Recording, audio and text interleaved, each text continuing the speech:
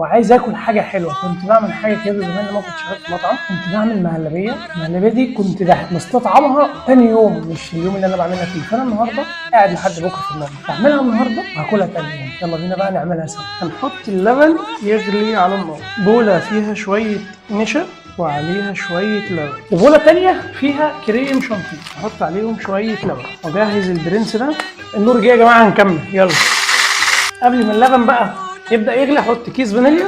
طبعا السكر حسب الرغبه بقى، انا ايه سكر زياده سكر قليل براحتك يا باشا بقى. المطبخ بتاعنا والاكله بتاعتنا ومحدش ليه حاجه عندنا. انا كده كده هدوق مرحله السكر في النهايه خالص. دلوقتي انا حطيت هنا النشا، فهدوب النشا خالص مع اللبن وهنزل واحده واحده.